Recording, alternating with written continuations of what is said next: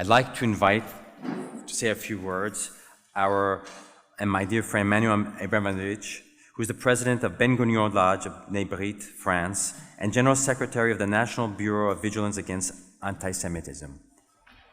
We have worked together, and we're going to set up a series of 4 conferences, which I'll list Emmanuel set up, on wokeism. Our first conference will be on September 12th. Il y aura une première conférence, il y aura un cycle des 4 conférences sur le wokisme.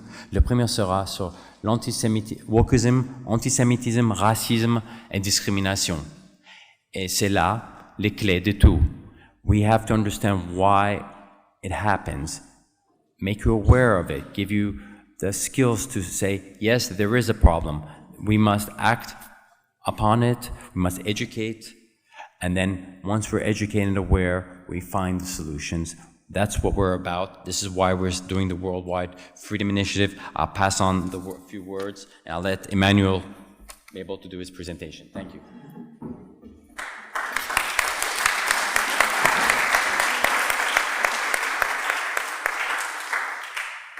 Thank you, Randy, for the organization of this commemoration.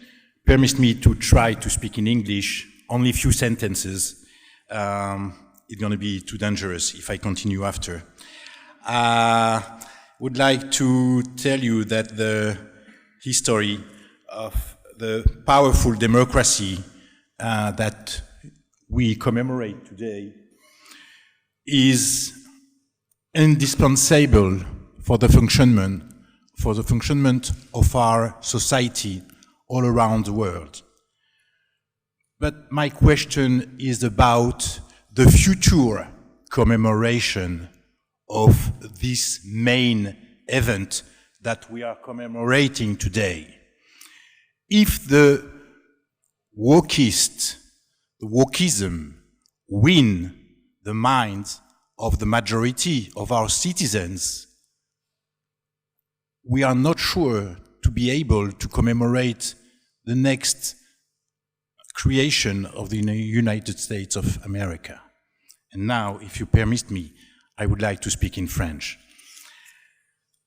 Je voudrais insister sur l'aspect politique du wokisme. Démontrer que le wokisme est une idéologie politique puissante qui est en train d'envahir nos sociétés dans tous ses segments, à tous les étages.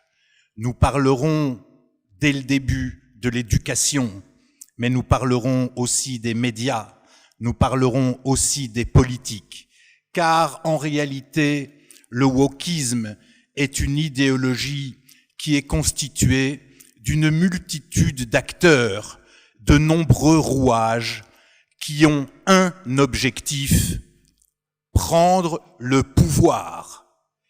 Avant de prendre le pouvoir politique, qu'ils ne peuvent pas prendre d'une façon régulière, car les familles politiques essentiellement de gauche qui s'appuient sur le wokisme et qui exploitent le wokisme sont en fait en déficit de projets politiques, sont en fait en déficit de vision politique. Mais ils veulent quand même occuper le pouvoir. Et quand on n'a pas de vision ni de projet politique et que l'on veut occuper le pouvoir, on occupe les cerveaux par autre chose que le pragmatisme et la réalité. C'est pour ça que le wokisme est devenu pour moi un synonyme de négationnisme. Quand je fais du wokisme, je pratique la cancel culture. Mais qu'est-ce que ça veut dire la cancel culture? Comme ça a été très bien dit précédemment, nous avons des origines religieuses, humaines, culturelles, nous sommes ce que nous sommes, nos sociétés sont ce qu'elles sont.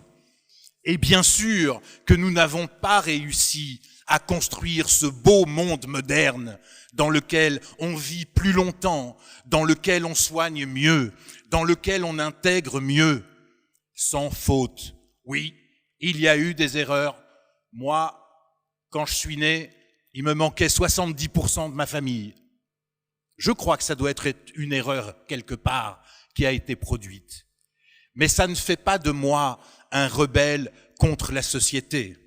Ça ne fait pas de moi quelqu'un qui veut vider de son substrat culturel et historique ce qu'il y a dans les esprits de chacun d'entre vous et d'entre nous qui constituons ce monde et la société libre que nous avons réussi à construire malgré toutes les difficultés, malgré toutes nos souffrances. Nous sommes quand même là pour défendre ce mieux. Et permettez-moi de citer Churchill. La démocratie est le pire des systèmes, mais on n'en a pas inventé de meilleur. Alors, comment ça se passe? Quel est l'agenda du wokisme? L'agenda du wokisme, c'est de commencer à prendre en main les esprits, les cerveaux de nos enfants. Ce n'est pas un hasard, et je le répéterai, même si je choquerai, que le wokisme se substitue à ce qui fut la pensée sociale de gauche. Parce que, comme je l'ai dit, il n'y a plus de pensée sociale cohérente, pragmatique. Il n'y a qu'un objectif qui est celui d'obtenir le pouvoir sans projet politique. Alors, on va occuper l'esprit des enfants par des questions qui ne les regardent pas à leur âge. On va occuper l'esprit des enfants par des questions qui ne se posent pas à leur niveau de scolarité. Et l'objectif, c'est qu'il n'y ait plus la place pour l'enseignement dont nous avons eu la chance de bénéficier. Nous avons pu apprendre à parler la langue du pays qui nous accueillait. Nous avons pu apprendre des chansons. Nous avons pu apprendre son histoire d'une façon relativement simple, mais c'est ça qui peut-être a donné envie à certains d'entre nous de poursuivre dans des carrières intellectuelles, culturelles. L'école doit nous ouvrir au monde et pas nous terrasser avec des questions qui nous dépassent. J'en veux beaucoup à cette gauche qui est indigne de ses pairs parce que justement, elle n'a plus de projet, elle n'a plus de vision. J'en veux beaucoup à cette gauche qui pollue les esprits pour occuper le pouvoir, mais pour en faire quoi? Après avoir occupé les esprits des enfants, après avoir intoxiqué les esprits des enfants, eh bien cette gauche, on en retrouve des acteurs dans les médias. Et c'est comme ça que vous avez probablement remarqué que la moindre citation, la moindre contestation d'un fait avéré, mais qui émane d'un wokiste, est repris par une grande majorité de médias. Pas uniquement les journaux, pas uniquement les radios, pas uniquement les télévisions, par quasiment l'ensemble des médias. Et un des problèmes auxquels nous commençons à être confrontés, c'est justement que notre voix, celle du pragmatisme, de l'histoire, de l'humain, n'est plus entendue. On entend de moins en moins la vérité pragmatique des faits qui se sont déroulés. Nous n'avons maintenant quasiment plus de journalistes. Nous avons des militants d'une cause qui nous donnent le reflet de ce qui s'est passé uniquement par le prisme de leur idéologie.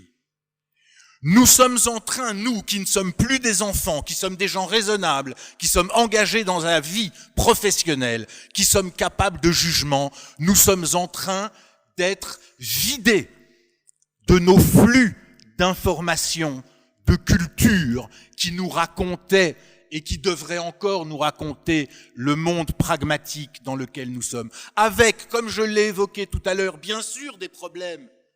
Quelle vie, quel humain, quel homme, quelle femme, quel pays, quelle nation, quelle entreprise, quel système ne rencontre jamais de problème?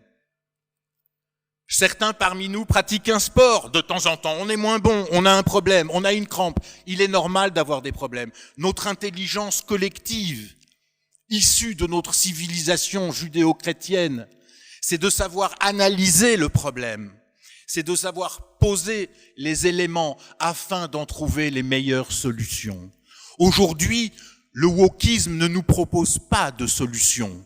Il veut nous imposer un système de pensée unique. Il veut nous catégoriser en deux. Les bons, les wokistes, ceux qui auront la tête truffée de choses qui ne sont pas vraies ou qui n'aideront pas à résoudre les problèmes réels.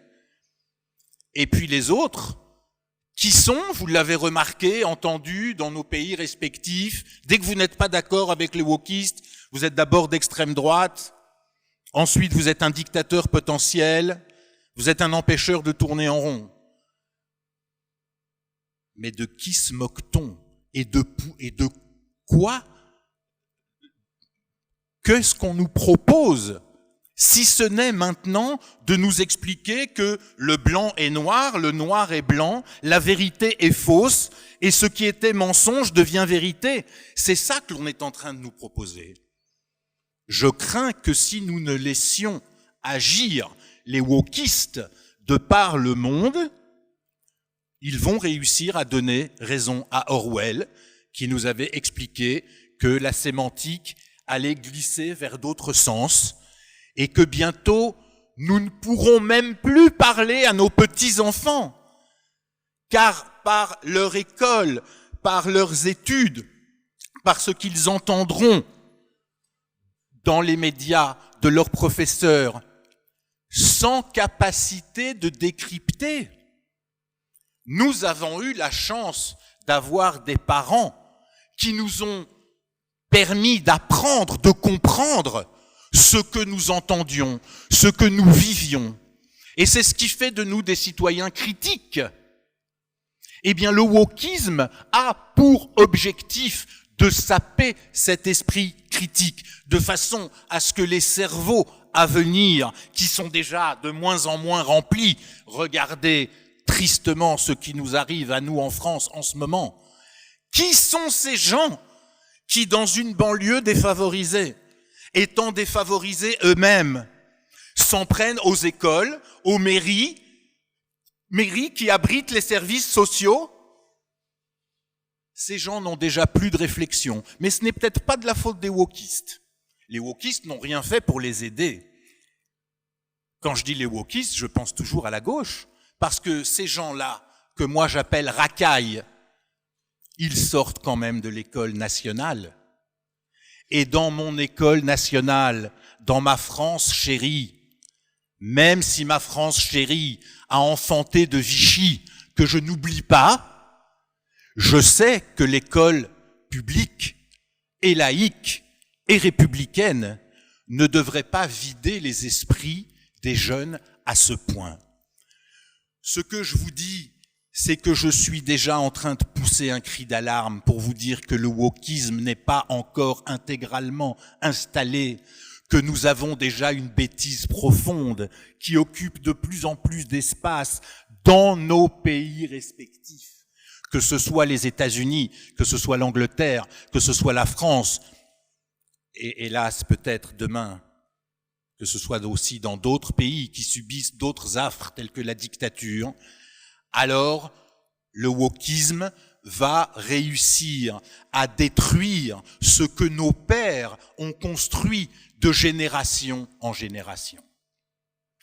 Et c'est pour cela que je voudrais remercier Randy, au-delà de la commémoration de cet événement historique, d'avoir accepté d'initier ce cycle de réflexion sur le wokisme. Parce que au-delà de la réflexion, nous devons savoir que nous aurons un combat politique, intellectuel, moral, pratique et certainement physique à mener sur le terrain.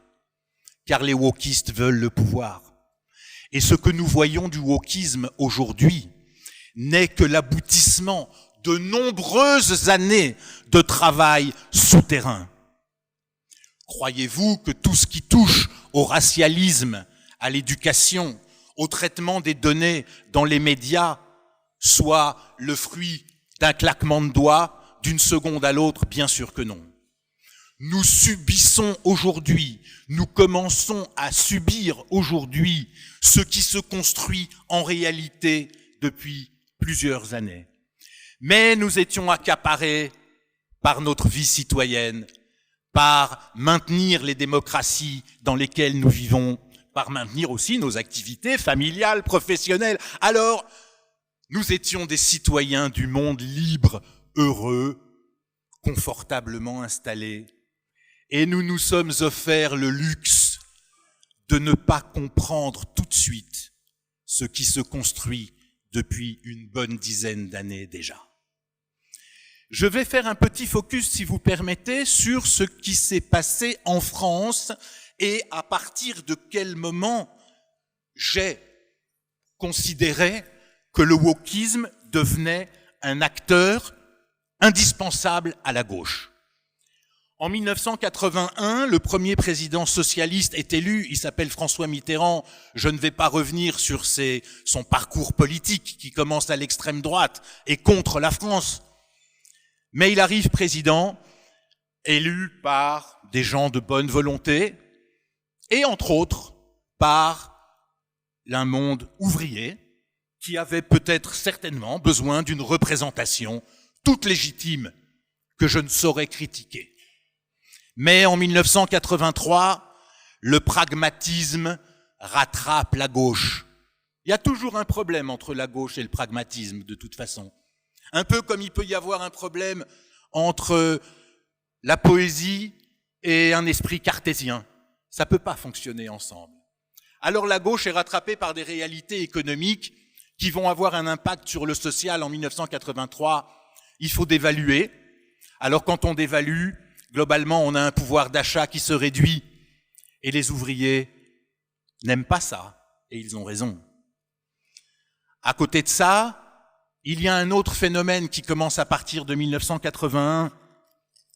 Et je voudrais insister auprès de vous pour bien vous faire comprendre et vous dire les yeux dans les yeux que je ne suis pas quelqu'un de raciste, mais une immigration incontrôlée visant à faire venir dans votre pays plus de gens que de raisons et qui auraient une culture qui ne serait pas la vôtre, ça ne peut pas fonctionner longtemps. Un homme politique de gauche s'en est très rapidement rendu compte. Il s'appelait Georges Marchais. Il a dit qu'il était contre l'immigration massive parce qu'elle allait porter préjudice aux ouvriers français.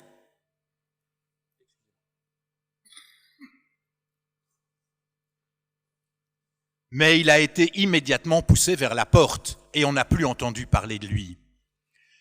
Si vous avez une maison, vous allez très vite comprendre ma métaphore, et que vous êtes généreux par votre culture, par votre religion, simplement par qui vous êtes, vous allez accueillir une personne, 2 personnes, 3 personnes.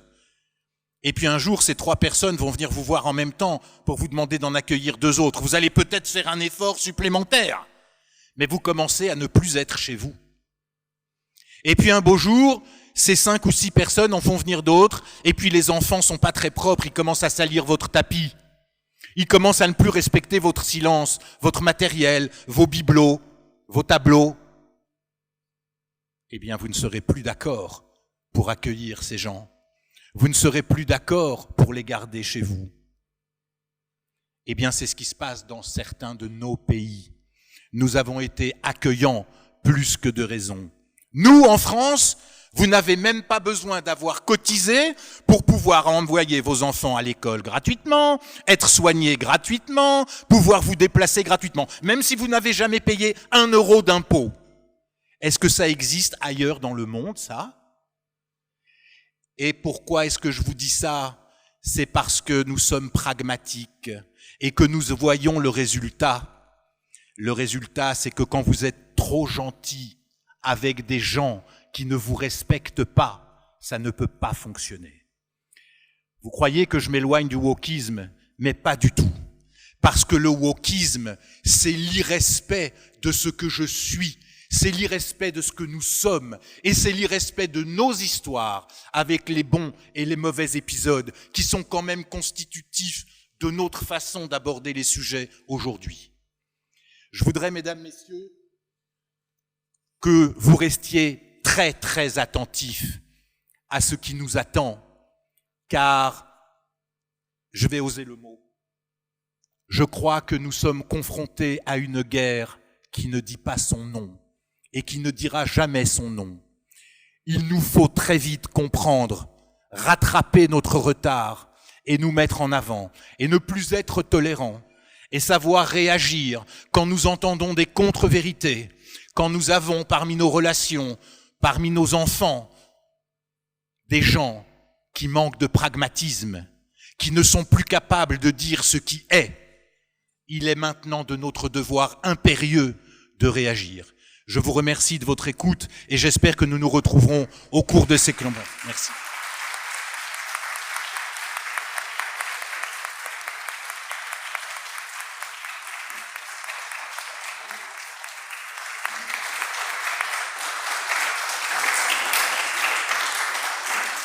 Thank you very much, Emmanuel Abramovich. Very powerful speech.